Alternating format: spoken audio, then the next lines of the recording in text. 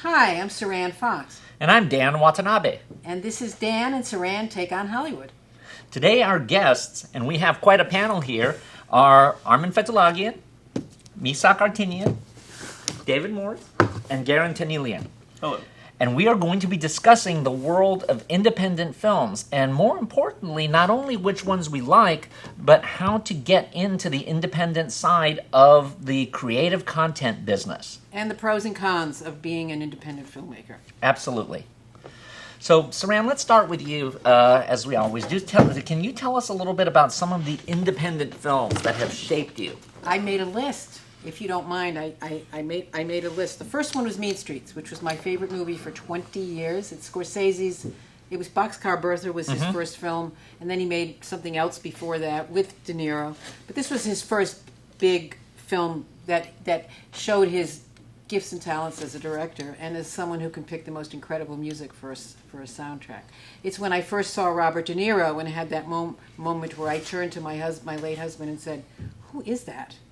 He bursts on the screen and sets a mailbox on fire. Swingers affected me deeply because I think it's a perfect film. I have no problem with that film. I think it's perfectly constructed, brilliantly written, and acted, and full of surprises, and has a wonderful, romantic, hopeful ending. Usual Suspects, Yes. Boogie Nights. Boogie Nights. Boogie Nights. I went to see Boogie Nights on a school night. I was working and my son said, "You've got to see this movie." And he dragged me to the movies on a school night. And it's still one of my favorite films because it's about what all drama's about, the family. Let me just take a look at my list. Cuckoo's Nest was an independent film. Yes, it was. Now, an independent film is not made under the aegis of a studio, but studios usually pick them up for and cover distribution. That's why I didn't know Cuckoo's Nest was an independent film, but it was. A small movie with Stanley Tucci called Big Night, about the making of the timbale and all the relationships and the two brothers and the restaurant. It was just absolutely delightful. And What's Eating Gilbert Grape? Anytime it's on, I will watch it. It's a lovely film before Johnny Depp ruined his looks. It's really a delightful film, and it's got that great performance by Leonardo DiCaprio, who played the most special. It's the best special needs performance I've ever seen.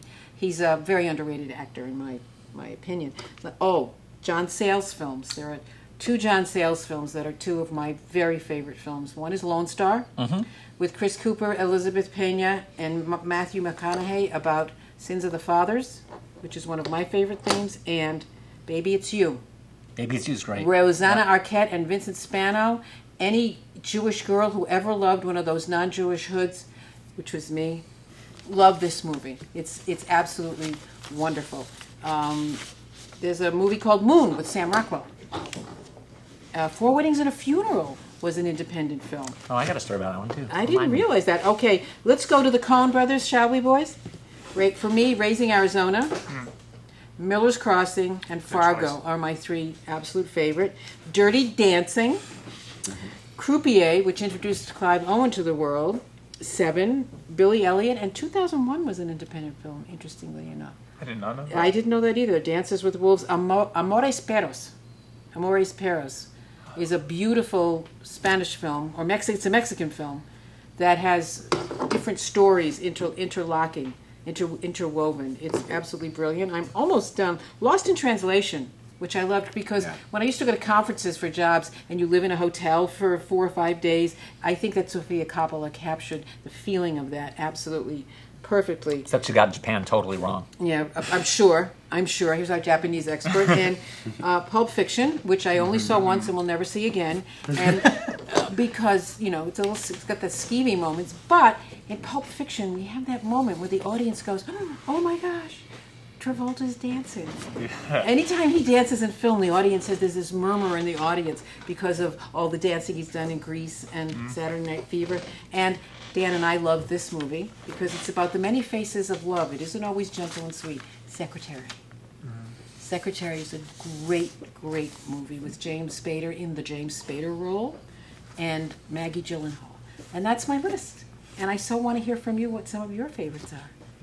Well, I'm going to actually take it from another side Yeah. because the early part of my career was working with independent film companies.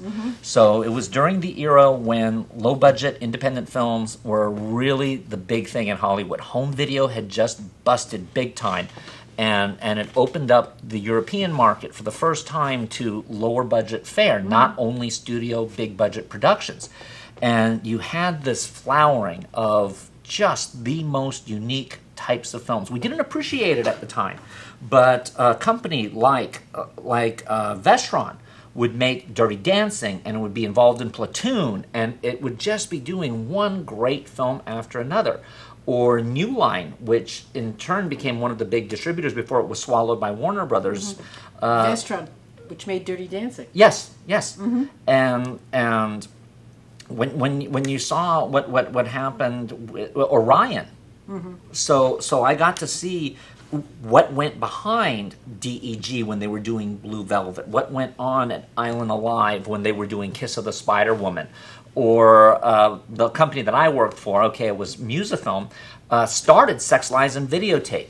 So there was a lot of stuff that went on behind the scenes of making that a hit. And it was just an energy in the town at that point. And maybe I'm going to sound like an altacocker about this, but that's where the missing piece is right now, because that was the birth of a new technology. It was the birth of home video. And that birth of home video spurred immense creativity. And I'm seeing that same immense creativity starting to make its impact in the world of streaming. It's not quite there yet. I mean, we're still at the stage where it's the big people who are doing the streaming, the equivalents of the Orions, the equivalents of the Vestrons, which have been around for a minute. But I think the time for the Island Alives and the smaller companies, the DEGs, are going to come. And these are from a perspective where you don't need the capital you needed, even back then. The list of what's being made originally for the streaming outlets is getting larger and larger. I just finished semi-binge watching. I think I sat down 4 or 5 times and watched the new season of Orange is the New Black. And I think that what streaming is doing, and this is another subject, we've talked about this, it's influencing regular TV, cable pay, and network TV. There's like a trickle down or a trickle across where they're taking chances and they're bringing us such fresh and original material.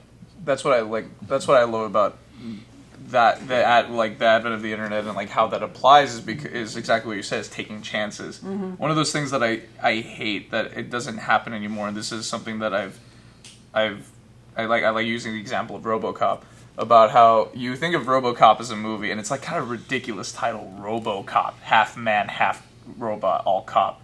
But the thing was, there had to be, and it ended up being amazing, but there had to be 10 RoboCops to get the one RoboCop, meaning you have to constantly be putting out content enough for there to find the gem, because you can't have that kind of safe bet, or this film, we need to make a film that targets that has a target market, and we could have this star and this, and they tried to make it a formula, but it doesn't. I don't like that. Whenever independent films start rising, is because they start taking chances with things that end up being weird. I think cocaine played a bigger part in that. Yeah, probably. But well, that was Paul Verhoeven, and RoboCop. It was a lot of money still. No, it's not an independent film, but I use it as the idea of creativity. Yeah. It's like the idea of putting It was out fresh big and it stars. was original. Yeah. Armen, what were you going to say? No, I was I made a joke about the cocaine, but I didn't necessarily mean the drug itself. I just meant the atmosphere of where it was. It was about the content and about the creativity, and it was people who liked movies that were making movies and producing them and greenlighting them. And it wasn't as PC and as corporate as now, where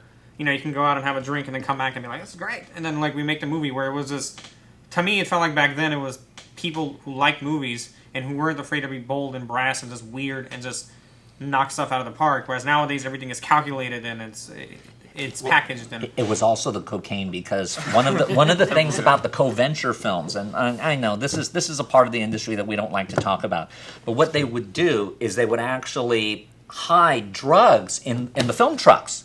And that's why certain producers would always shoot things in Switzerland, because what they would do is they would load the film trucks with drugs inside the empty film canisters and inside the equipment and all of that.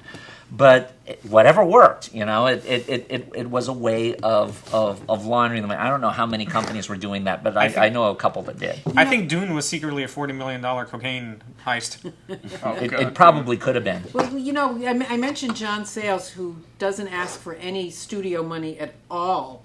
He raises money for his films all on his own because he wants to maintain total independence. And then, of course, you have the Coen brothers, who don't have to answer to anyone. Does anyone know where their money comes from? Do they just go to investors who give them freedom? Their first movie came out while I was just leaving USC. It was Blood Simple. Yeah. And they came and they showed it to our 490 class, and that was a class where you would have new filmmakers come in, and they would talk about the story behind the making of the movie, and we all were like, "Oh God, it's going to be another one of these low budget movies. Didn't we have enough with some of these other films we saw?" And they almost got a standing O at the end of it because it was brave, and it was gutsy in a way that we weren't seeing at that time. But their money, their funding came. I don't know exactly where it came from, but I think they did it through the old dentist routine, where you would find, because at that time you had different tax laws and you had a lot of limited partnerships, and so some of the money came from people who had money, and they either needed a tax deduction or they were willing to take a big risk. And because because even though they were a dentist or a doctor or a lawyer, they loved the idea of being involved in the movie business. Well, plus those movies at that time had realistic budgets. They did not cost insane amounts of money, and they were still close enough to the days when movies would be released on the drive-in circuits, so they understood the way of hand selling and making a movie that's fit for a smaller target, and once it hits that target, it will expand outwards. And here's something that I correct me if I'm wrong, because as we know on television now, the showrunner writer is king and queen. We can name all the shows from Breaking Bad to Sopranos to all of them, where the writer showrunner is in charge, and they're being allowed to be in charge. Like the Kings, who did The Good Wife for like 7 or 8 seasons. CBS basically left them alone. Or Shonda Rhimes, which just owns Or Tuesday Shonda on Rhimes, ABC. absolutely. Yes. And so what I'm sensing, and correct me if I'm wrong about independent films, is that you have in many cases a team. The writer has a bigger say, works with the director, because it's a personal vision. It's very much a passion project, that they don't just hire that the people who are working on it, the creatives, work a lot more closely together, and that the writer isn't shunted, because no writer goes on the set of a studio film. Very few are asked. What is your You experience? still don't on an independent film, because the last thing you want to have happen is to have the writer on the set and the writer's deciding to rewrite on the set, and that does happen. But I have a sense there's maybe more respect for the writer. Well, I mean, in a lot of cases, the writer would also be the director. Yeah, Yes. that's So true. it's That's a lot true. more writer-directors. Okay, so there, my point is proved. So, like, there wouldn't be much consulting. It would the big people would be like any set would be the director and the producer. Right. Like, they're the ones usually making the decisions. Absolutely. And my sense is that you're not beholden to any kind of foreign money. So I think that we have Well, to. in those days you were. Oh, really? But it was different. China, I think, in the studio systems has overtaken a lot of the creative license that filmmakers have.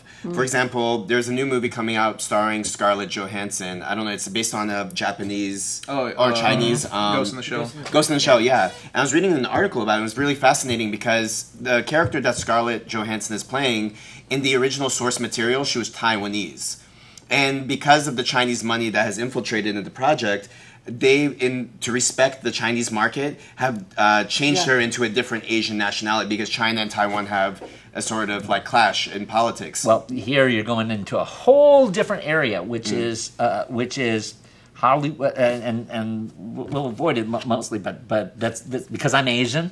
That particularly pisses me off. Right. When you take all of these Asian characters, especially from the world of manga, and you turn them into white people. Yeah, it's Especially- ridiculous. I mean, Yeah. I understand why, because Asians, first of all, don't speak up enough, but secondly, because Hollywood disdains Asians a lot, and they are a minority that's very easy to ignore. So that's one of the reasons why there's a feeling of comfort about doing that.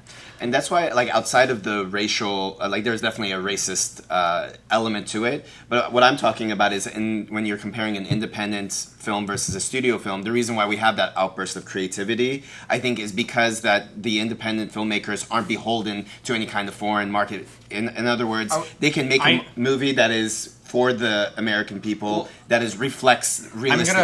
I'm gonna disagree with you a bit. Okay. I don't think when we say independent film movement, like, I don't think it's necessarily the creatives that had the big influence. I mean, obviously they did because they created the content and all that stuff. I think it's the people that saw it and were willing to distribute it and willing to hire those directors to then make studio films. Yeah. I think they're the ones that have the big influence. And at least for me, like, I was born in the '90s. To me, it's not one film that, like, had an impact on me, because I didn't know they were independent until, much later. But, like, the Tarantinos and the Coen brothers and Kubrick when he first started out and whatever, they made great films. But somebody saw it and said, "I'm willing to distribute this, and I'm willing to hire you to do other stuff." Right. So are you're saying the distributors, in a way, people who say yes, I will finance distribution, are like the unsung heroes in a way. It's like the thing with they're Netflix. definitely unsung. It's like the thing with Netflix and Amazon. They're seeing great content and they're distributing it. Like, you can go through Netflix and you find hundreds of films that just never got a big distribution. But here it's Netflix that gives them a chance to get out there. Ritual, which I worked on, a little indie horror film, is on Netflix. It's on Amazon because here's a platform to release it. In the same list with, like, The Shining or whatever. Yeah. Yes. It's right up there in the horror category with The Shining and all that stuff. It's probably also, like, I think the main point is like, when you don't have to. It's different when you're It's not when you don't have to answer to somebody, because obviously you're getting the money from somewhere. But I think it's more about you're answering to people who get it. And I enjoy meeting, like, if I meet a producer, if I meet somebody who wants to be a producer, you could kind of tell which ones are really going to be good at what they do based on their understanding of what it's like to want to be creative and make movies. They of course want to make money, but, and Dan may disagree with me, unless you're working for some place like the Asylum, which makes movies that sell.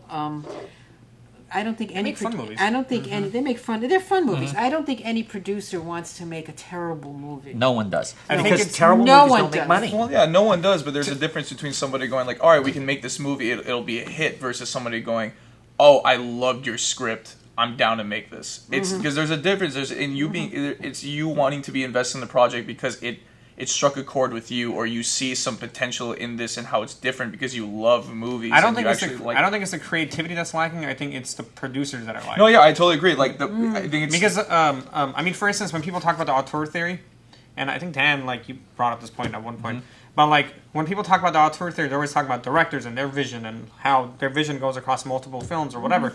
But if you also look at it, Michael Bay, De Laurentiis, and was it Pasolini? Is that the Italian one? Pasolini or whatever, they all have a unique way of making movies, and you can tell with different directors, different writers. It's definitely a De Laurentiis film. It's definitely a Michael Bay film. They themselves are auteurs, and they get the creativity out there. De Laurentiis was the producer. I'm sorry, producers, but in their own right, they're also auteurs, and I don't think that exists now anymore. There's no real strong producer You don't have any making a great movie. Darryl F. Zanuck, you There don't we go, have Sam yeah. Goldwyn's, you don't have Louis B. Mayers, who have their signature on certain kind of movies. They ran studios that you could always tell a Warner's film, you could always tell, obviously, MGM, 20th Century Fox, RKO. You can make the argument, though, that the Weinstein brothers are one of the few producers Yeah. who Yeah. are seeking out original material, and they're respecting the authors to, capture the very creative visuals that they are known for. It's all about distribution, and one of the things that I regret is not taught enough in most film schools, or if it is, it's taught tertiarily, not as fundamental, is the importance of distribution. Because if you if you as a filmmaker know who your audience is, and you know who the distributors who service that audience is, your life has just become incredibly easier. Yeah. And that's a piece of the puzzle that I'll hand it to USC. We knew that, and I'm not seeing that same instruction today. But the other difference is that the distributors have changed. That in the past you had distributors who loved movies and who would look for something that were different. And I see a lot of the distributors today, and maybe, again, you always look at the business sucks today.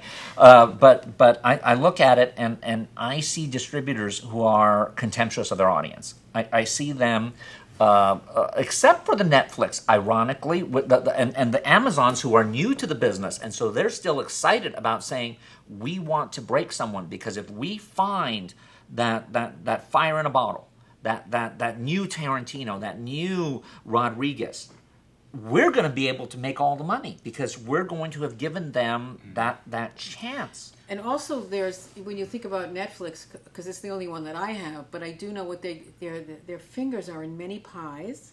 Like they're doing, Amazon's doing the Harry Bosch books, the Michael Connelly books.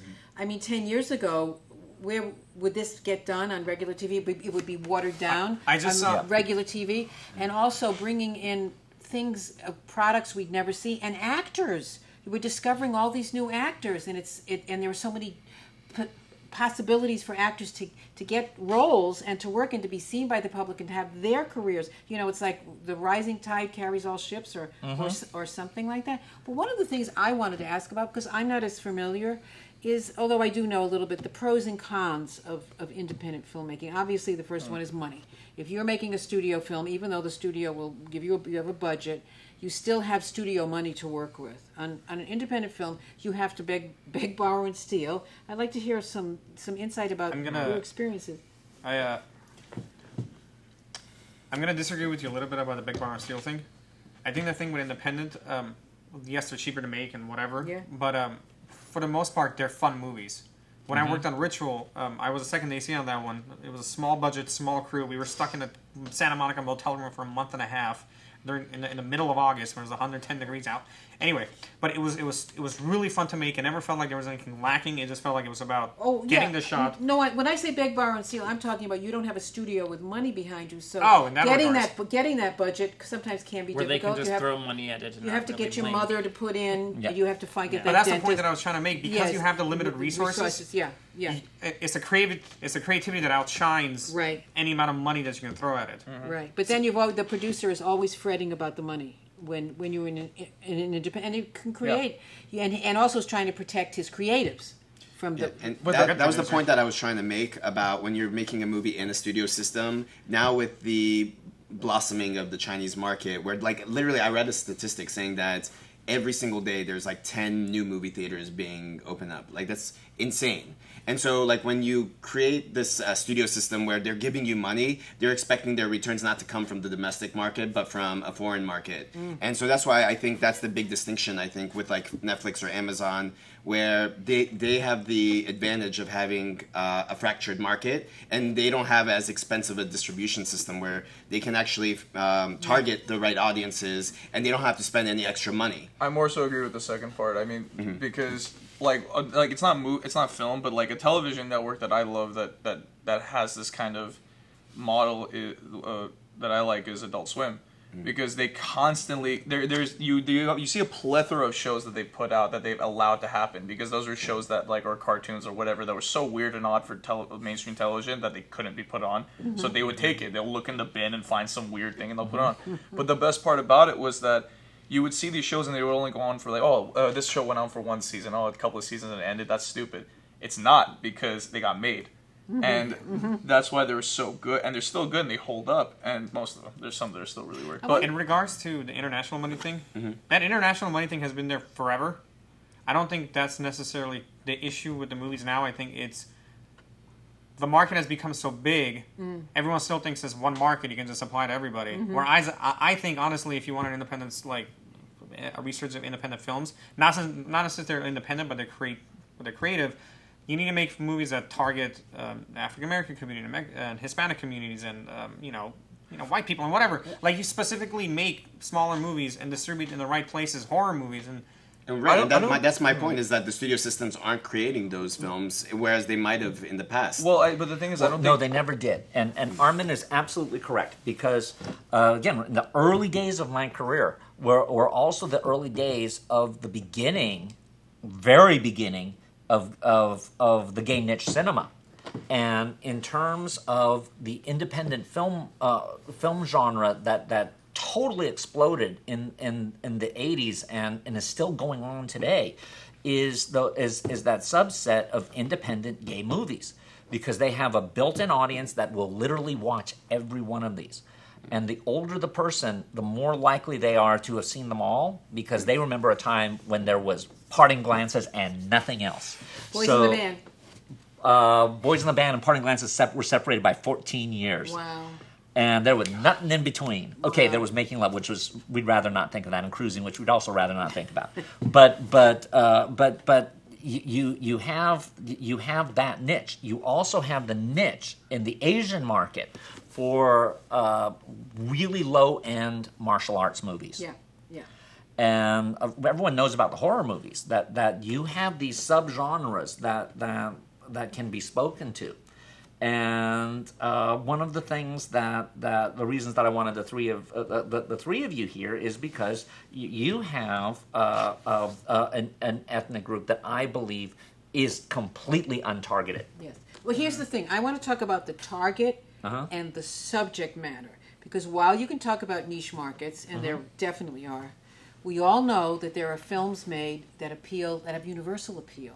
Yeah. And that is the challenge for someone who's looking to make a good film is, yes, there are people who will love my horror film because they will watch any horror film.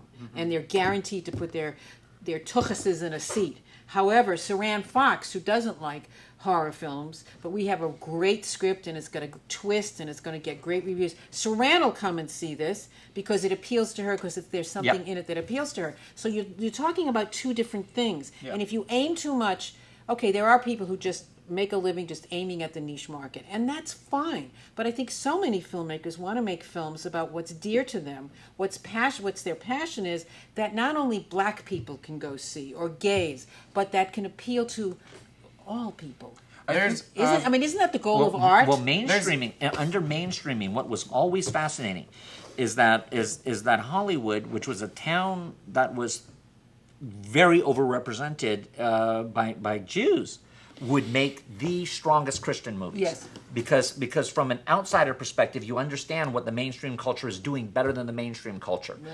And just because we have the three Armenian guys here doesn't mean that they have to make something that's specifically Armenian.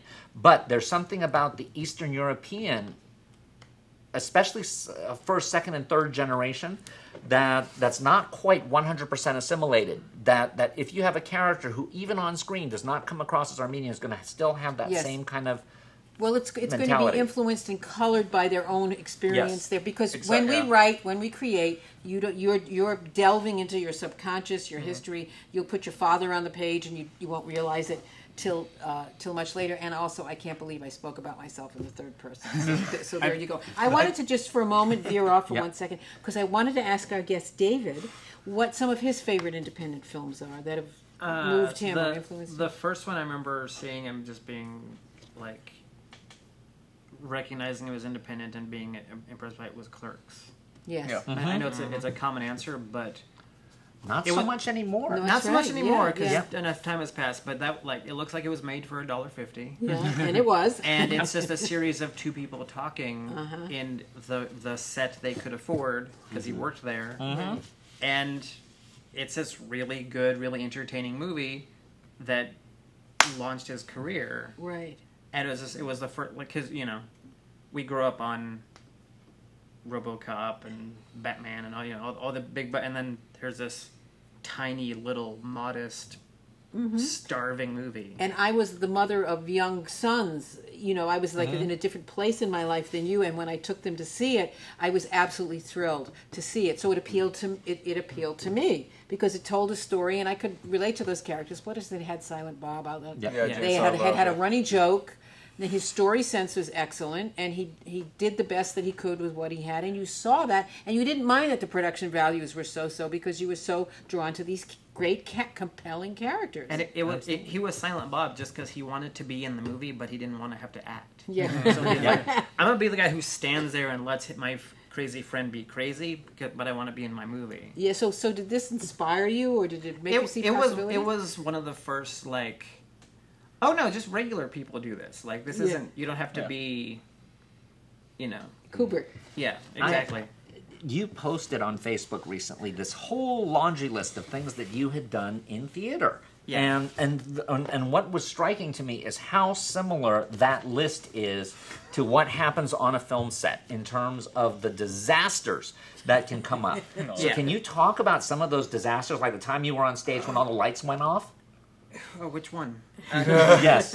We, well, before filming, we were talking about. I mentioned we did 12 Angry Men, and we were on stage in the middle of the play, and we had a town-wide blackout. Oops. Full audience, and we're debating this murder trial, and just like a blackout so bad you heard it. And we just sat there for like there was a couple minutes of. And then someone went, "Wow, the courthouse needs to pay their light bill," and like, people started improvising, and the lights came back on, and we just a few more improvised lines, and we incorporated it and kept going. But it just you can't be like, "Cut, let's do it again." It's Yep. So there- so what there's about 100 people out there. how about the times when you couldn't open a door, or you missed a cue? I keep expecting you to say like times when somebody died. I was going to come to that. Oh my God! You gotta build up to Somebody it. Yes. died on stage. Yeah, Yeah. yeah, it's It's very Birdman-esque. Yes. it's more intense in real life. Well, there was one occasion if someone died in the audience, like, or in the middle of the show, and he's aisle seat, he stands up, grabs his heart, and just goes down, and and then Is there a doctor in the house? Right. oh yeah, Yeah. you think you want to be able to say that line, you don't really. Yeah. Really. But I can't remember which play it was, but I was a kid at the time. I was stagehand and bit parts, and I'm watching from the wings, and there's two people in an argument, and one of them suddenly looks way too intense, and just like seizes up and just face planted, and we both Was it an older person? 40? Holy cow! Yeah. Heart attack? Yeah, just jeez. one of those weird Jeez. things and. Oh my God. And then, did you guys stop the show? We stopped. We pulled the curtain, stopped the show. Is there a doctor in the house? Two guys came out, looked him over, carried him out, and there You was didn't some. go on, did you? Did you? We had a meeting. We had a we call it early intermission, because it happened like right at the end of Act 1, Yeah. and there was one of those like, what do we do here? And the guy that passed was a very diehard, like, bled theater. He would want us to finish the show, so we finished Show the show. must go on. Yes. We Like had the end of the Red we, Shoes. we had a 15-minute intermission. We carried him out. Ambulance came. There you go. Oh my goodness. You know what it reminds me of? It's like one of the things I loved about Shakespeare in Love was when they quoted the lines that have become, I think Jeffrey Rush is talking to somebody and he says, the show, and the other one says, the show must, and the other one's, and he stops. The other person says, go on. And so that's what I thought of immediately. Pardon the phrasing. The best part was there was a reviewer that night, Yeah. Ooh. and the review said, I don't know if I should even review this really, because sadly one of the actors is no longer with us, and had a little tribute to him because he was locally known, and then said, but I have to finish my review, and I have to say that for obvious reasons, there was a lot more energy to the second act than there was to the first act. That's interesting. So to tie this in with independent filmmaking, it's like independent filmmaking in the theater version, right? Where It's all independent. Yeah, it's all independent. I've been working for 14 years at a place with we're nonprofit. We make enough to, because running those lights is expensive. Yeah. Even in a small theater. Yeah. So you could probably slip into independent filmmaking very easily. It's because all sounding painfully familiar. Yes, absolutely. Thank you for sharing that with us. I mean, it's very, very sad. Yeah. But it is. There's no business like show business, right? Yeah, that was a very long time ago. I honestly don't remember the guy's name. Yeah. Well, Greg Zakowski, who will be one of our guests pretty soon on this, was working on the John Candy movie when he died. And Were they in the middle of filming? they were in the middle of filming, and he died. And it's weird because are very. You don't know what your emotions are because you knew it was going to happen. You knew he shouldn't have been making the movie because his health was already starting to go downhill, and that wasn't necessarily stopping some of his naughty behaviors. And it just, what do you do? Well, like And- Brandon Lee, Yes. like halfway through filming. Yep. Yep.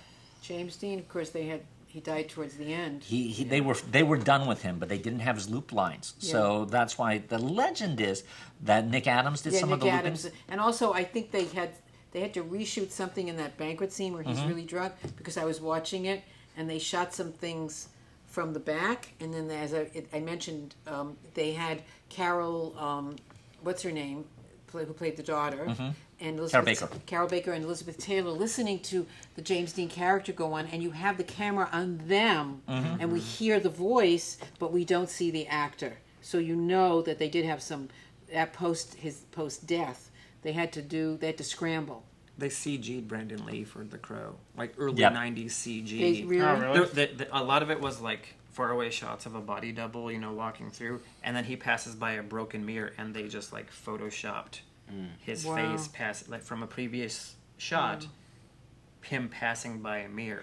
What about those directors who go from make their bones in independent film and then become studio directors? Do any come to mind in what their experience has been? Or would Kevin Smith count? Yes. Kevin Smith, Tarantino, the Coen brothers, Roman Polanski. Yeah. Spielberg, arguably. Yeah. Absolutely. Yeah, Spielberg definitely. Spielberg definitely. Yeah. So you can make the transition Absolutely. without losing your soul. No, it's actually what happens. No, you Let's do not lose go your soul. crazy. You do lose your soul, but do you lose get your paid soul. a lot of money for it. But the difference is that if you, and again, this is old school. You always wanted to find someone who was from the independent world, not only because they knew how to problem solve better than a studio director, and they knew how to keep it on budget, but time. they would come at it with a freshness that a studio person who's used to having a retinue of servants following them around will not have. When you have someone who's willing to pick up the camera, if the DP drops dead, heaven forbid, you can have and the director's willing to pick up the camera and do it. That's who you want. And you want someone who has that sense that the story is king and that they're going to go for it. Now, that can have its bad side, like with John Landis, where you feed them with too much cocaine, give them too much money, and you have Twilight Zone. But most of the time, someone who comes from that kind of discipline doesn't really lose it. Look at Roman Polanski. When he was doing Rosemary's Baby, he was really meticulous and he was driving the studio nuts, but it didn't really go over budget. And what he would do that would make the studio crazy is he wouldn't put out a call sheet. Everyone would come on the set, and he would kind of say, well, this is what I feel like shooting today. And yet it worked. So, Well, Spielberg almost killed himself doing Jaws. He got PTSD from yes. it. Yeah. From it went over budget and over time, just because things that weren't in his control. But he worked so hard on still getting that damn thing made, he almost killed himself. Yep. That's and you know what I was thinking about Coppola when he made The Godfather? Because he had made small films. He made The People of Dementia the Rain. 13. Dementia The 13. Rain People. And The Rain People with James Caan and Shirley Knight, right? Then he gets a studio film of this blockbuster book. And I have to say, when it came out in paperback, I was on a trip with my husband, we weren't married yet, and another couple. Great time, great people. I was right in the car reading the book. You could not put that book down. So it was a very big opportunity, and they were threatening to fire him daily because he shot in what approximated natural light. They didn't want to cast Pacino. I mean, he had to fight, and he talks about how much he hated the experience because he hated it. I mean, I think he had a better time with Godfather 2, obviously, but he did not have a good experience. The end product is awesome. But he talks about it. That's why you have to see Track of the Vampire, because Coppola was involved in that because he was one of the Corman boys at that time. And in the Track of the Vampire is an independent film that is well worth seeing in terms of looking at a Franken film, because there's actually 4 movies that were made using the same footage. Really? You have Operation Tishan, you have Portrait and Terror, you have Bloodbath, and you have Track of the Vampire. Now, is this are these Corman films? They were Corman, but his name is not on it. Okay, and what It are was- you saying about Coppola? Like He was part of Operation Tishan. He was in Yugoslavia. He was pulled off of it to go and do Dementia 13. Oh gosh. But he was there with, and I'm not going to remember the name, Stephanie Rothman and Jack Hill. And that was the incredible training ground that Corman provided, where he would tell the people, if you're really good, you won't work for me long. And he hoped for people to graduate away from him. He was like the Godfather. Corman was amazing. He was happy Yes. to see people, actors and directors and writers, And move look who on. he created. He created Jack Scorsese, Nicholson. and Jonathan Demme, and Right. all of these people came from the Corman camp. So Armen, you being the one who's the most wanting to run a studio one day, tell us about a production company that you would like to run, and because these are your partners, if you all want to toss some questions at us of some of the challenges you might have been facing. What would be my ideal company, or how I would run it myself, or what would I base it on, or what do you mean? Actually, why don't you ladder it for us? Why don't you start with what you want your first steps in the world of independence to be? A bit of a. I guess my first steps would be to make a small feature that's good, get it sold, whether it's DVD or streaming or on demand or whatever platform, or LaserVision, whatever's in the future, and then from there make another one, and then from there make another one. It just keep churning out product. Where do you see getting your money, your seed money for this? For the first one, wherever I possibly could get it from. This other independent film that I worked on, again as an AC, was a small little feature, a couple of $1,000s. They got their money from the parents. The director asked his parents for money, the producer asked his parents for money, and the writer asked, or actually writer and director were the same, but this person asked this parent for money, and they all put it together, and they got a sales agent, and they got and so they were guaranteed to pretty much get it sold before it was, there was. If the sales agent doesn't sell it, they're not going to make any money. So they borrowed and they made the movie and they sold it, and then and then once they got it out there, they had the cred. They borrowed and they made another one, and then now there's financing coming in for them. So that's how I would like to do it. It's just find a way to make a movie, make it good, get it sold, and then find a way to make another one. Also, I think because Hollywood is like new talent, things we don't know. Producers envy writers because they could do something that they can't. Is that the minute somebody makes a student, like Amy Heckerling, 30 years ago, made her NYU student film, and I had a meeting with her when I was in development, and she came out here and she wrote Fast Times. Yep. And then she made Desperately Seeking Susan. Look Who's Talking and Clueless and all of that. But it was from her student film. There was a buzz about her. And that has not changed. That principle has not changed. That's Not at there, all. but I think the problem with that now, when they take a new talent, like out of film school or Right. wherever, is that they'll take them and they'll throw them into a gigantic Yes, I movie. get to, but when Yes. but in They won't let reference- them ladder ruin in. their career. ruin their rather than having them work their way up. But in talking about your production company, because Dan and I think we will be working for you in a few years. We need to be. Is that if you make a film that gets good reviews and there's talk about it and it's publicized, you can pull in investors. Yeah. Yeah, because they see you're starting to have a certain beginning of a track record. I mean, my goal is not to win an Oscar off of it. Right. It's make something it may not be the best possible script. I mean, obviously, I want the best one possible, but it's not going to be something where you have to go like years of drafts and rewrites over it. Something that's fun and entertaining, and that the audience will watch it and have a good time. And it's a movie. It's just fun. Get it made. Get it out there. But make sure you make something fun. So you see yourself as like the executive producer, the producer. Yeah. And your partners, their roles would be writing. Yeah. Yeah. Writing, and directing, from my whatever. from my perspective, on the other side of it would be the same thing. Would just be pumping out movies. Because one of the best things about the way we could distribute now with streaming and with the internet and everything is that I could make something with a camera that's 100 times cheaper than it ever used to be. I could use my phone and put something out there, and then just keep putting things out there. And I could get better and better doing it, whereas before I would have needed film school. I would have needed to work to be able to do it. I also think there is a little bit of a gray area when I say putting stuff out there, because I think the YouTube age has convinced people that everything that they do is worth putting out there and seeing.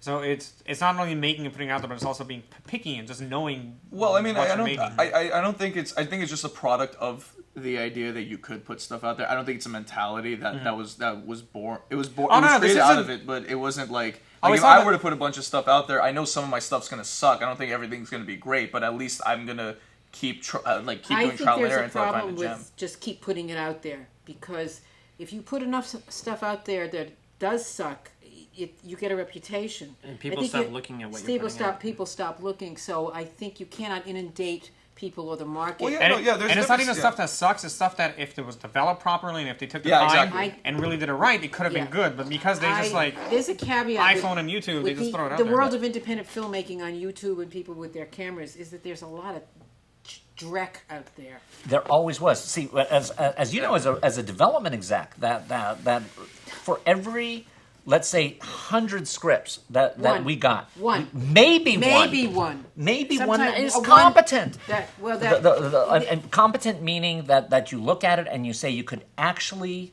shoot this. pretty closely. And work with the writer that they would be Yeah. capable of doing rewrites because they could write. They had a sense of structure. It was a great story, and they could write dialogue and compelling characters. 1 in 100, 150. And when I would find one, because I often said, who doesn't love a great script? The bad scripts were fun. The really bad ones were like, ha, ha, ha. The ones that drove me crazy were the mediocre ones. Oh, mediocre ones are the Somebody had a good idea. Their dialogue wasn't bad, but it was on the nose. Things just kind of dragged along. But when I would read a great script, and my office was down the hall at Fox for my bosses, I would finish it, and it was as if I had somebody just deposited $100,000 in my bank account. I would run down to my boss's office because he only read what I told him to. Read this tonight. This is how we developed 30 scripts, because we found the really good writers. My favorite scripts to always read during my development intern days, and hopefully, into more development. My favorite scripts are the ones that weren't quite good, but there was something in it that got my brain working. Like, you can tell the bad ones, but the ones, and you can tell, like, okay, this is obviously a good script. But the ones that were like, if we cut this crap out and if we concentrated on this character, those are always the most fun ones because it got my brain like moving 1,000 miles an hour. I think that's a good sign of a good development executive, because you have to understand that there's something at its core that has value, and then you as a producer or an executive assistant or development executive, you need to work with the writer and make that writer blossom. And also, sometimes you option it and get another writer, because you have to know when your writer is spent, when they That's true. reach Yeah, their and limit. that's a good And point. also, Also- you may read a script where the writing is really great, but the script's not for you. And this is but I need to align myself with this writer. I want to own his brain or her brain. Also, That's the writers, sense of a good also producer. writers out there in the world. If someone says, "I don't quite like the script, but I think there's something here that works," and is willing to work with you and develop it and make it work, listen to the other person sometimes. Yeah. Absolutely. Just putting it out there. Like, I'm not saying the producer knows everything or the other person is genius, but listen to their ideas. As a development person, what I would always look for, and this is true of films too, because I spent years looking at films for acquisition, is that when you're reading a script, if it has one scene that's great, it doesn't matter how crappy the rest is. You can probably fix it, because that moment will grab your audience, and if they came up with that, the rest is a matter of detective. Why did the rest not work? Right. And you can usually figure it out. And unfortunately, in the world of independent film production, the reason most of the time is they gave it to too many people who did not know what to look for in a script, and they were reviewing it as Miss Burke, the English teacher. Yeah. And you can tell when the writer cares about what Yes. they're writing. I don't care if the script is, gun kill.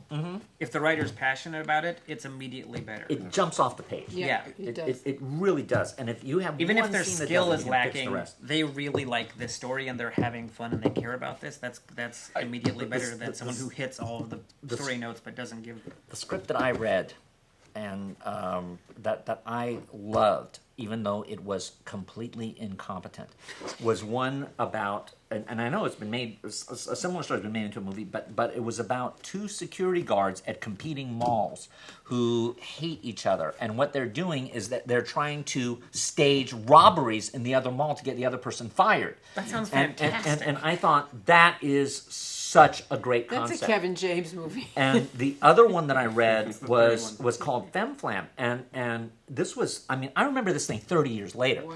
And what it was about these two women who are artists, and they are so frustrated that they can't get anyone to take their art seriously. So what they do is they go to a restaurant, they see this waiter who's really good looking and all of that, and so they hire him to pretend like he's done all of their paintings.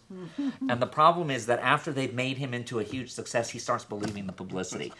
So I read this. I read the script while I was interning at one company, and the first half of the script, first 50 pages, whatever, first act and a half, were kind of like nonsense actiony stuff. The whole premise was that sun goes down, never comes up, so there's chaos. The world is in eternal darkness. There's some spiritual things happening. Anyway, whatever. But halfway through the script, it got to the point where there's a family in crisis. They're stuck in their house. They've been stuck in there for about a month. They've exhausted all their resources, and they're slowly going insane. At least one of the characters is. One of them runs away, whatever.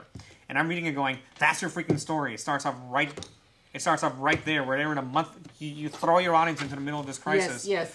And not only starting there, I think like thematically, story-wise, is better. It was also logistically a whole lot cheaper because you don't have to shoot any stuff of them driving through the city and being attacked by these people and explosions. It's 5 people in a house with a horror element to it. That's shot during the dark, so you didn't have to do that much art design. Shoot to it at night in one house. Yeah, I mean, you can shoot the entire thing on a stage, and it was such a great idea. I'm like, why is and like if I had the power, I would have been like, that's the script we're doing. But I think that's buy the script and I develop think in from there. general that's what separates good development people and good producers from like the crappy ones is the ability to see that and to be like, because I have those moments where I would like watch a movie and it wasn't executed well and I get sad about it, but then I also go, you know what? Like I like the idea, and there's a reason why I went to go see that movie. There's that little like gene or whatever you want to call it in a good producer's head where they see something and they're like, I like the idea, so let's figure out how to make this idea a good story. There was this other script I read. It was the first script I ever read. I was at another management company and I was interning for them, and it's a script for Gertie the Dinosaur. It was basically creating a live action kind of Who Framed Roger Rabbit style with live action with animation, whatever. I read the script. Even though it was my first script I ever read, I was 18, right out of like 3 months out of high school. I'm going, I don't like this. This isn't very good. But then my brain started thinking, and in my comments I wrote, although the script doesn't really work, you could rework this into a child's educational series about Hollywood and about history, where Walter McKay and Gertie the Dinosaur, they travel through this magical chest. That's a big prop in the movie, and they go through different times in Hollywood where they're talking about sound, they're talking about animation, they're talking about this. I was like, here's a way to make this thing work if you have to make it work. Like that. I think there's always a way to make something work. And I think also what I'm hearing is that when you work independently, you really learn about problem solving because you can't run to the studio for more money. You have a budget, and you have to work within the budget, so you become a bit of a MacGyver in a way. Yeah, and also forces you to make something good where you can't rely on the explosions as much. You have to have something. You Going can't on top of rely that, on saying that we're going to open on this weekend with this amount of advertising. Right. You don't have that. Going on top of that, it also forces you to make forces you to make tough creative decisions, like things you need to cut, because that's hard. Yeah. That's very, very hard. I think that's what makes low budget film, like certain low budget films and certain directors better. Like Kevin Smith. Kevin Smith did Clerks for like $27,000. Then he had Mallrats, which was like a $2 million budget, but it tanked. Right. So after that, he had a $250,000 budget for Chasing Amy, and it ended up being great. That's where David Lynch is the best example of this. Yeah. He did Eraserhead, which got him noticed, which got him Elephant Man, which was from Dino De Laurentiis, which was really great. Then they hired him to do Dune, which obviously was a gigantic transition, a gigantic $40 million production. It sucked. I don't think he was the right filmmaker for it, and I think regardless of him, it would have been bad anyway, whoever was doing it. And then after that, he went to Blue Velvet, which, like, for him, because he's a guy who was obsessed with, the small town and being at home and kind of being surrounded by what you know and what you're aware of, It was like him going from a small town to a big city with Dune, realizing the big city's not for him, moving back to a small town and doing Blue Velvet. And then he made the film nobody understands is Mulholland Drive, right? Oh, God. And then in between was Lost Highway and Wild at Heart and all these weird things. But it's just because you have all the resources doesn't mean it's going to be great. Yeah, Because it distracts Know so much. your know, as you say, know your world and know your limitations. And limitations are not bad things. Limitations make Are awesome. Well, creativity. and when I say limitations, like you're saying, David Lynch works best when his theme is the small town and all that goes on. And so if you're happily limited by that, and limit is a good word, and I know what Dan is going to say, that when you only have so much money, it inspires creativity. But there's also a beauty in recognizing your limitations, because you say, yes, this is what I really, really do well, and I'm not going to be Michael Bay. There's I know I can't believe I'm gonna do this, but I was listening to a rap song, and one of there's a line in the song where he says, Tupac never tried to sing like Michael Jackson, and Michael Jackson never tried to rap like Tupac. Yeah. So in the idea that you know what you're good Go at, with your strengths, and, yes. and it's because it's not bad. Like that's the thing. That's what Richard Linklater makes all these films that are very, very like down to earth and normal and fun, and they're about being young and just like I you know love what? his films I think because that, of that. Because that when you write a film and then maybe and direct it, or you work closely with a director on developing it, or producer, is that as a writer and a development person, you're trying to answer questions that you're asking the universe. I don't want to get all kumbaya here, but there's something about like Before Sunset and After Sunset, which, like My Dinner with Andre, it's two people talking, and it is so engrossing. I love those movies. It's so, and you think, really? Really? And my son said, you must watch the first one, and I was intrigued.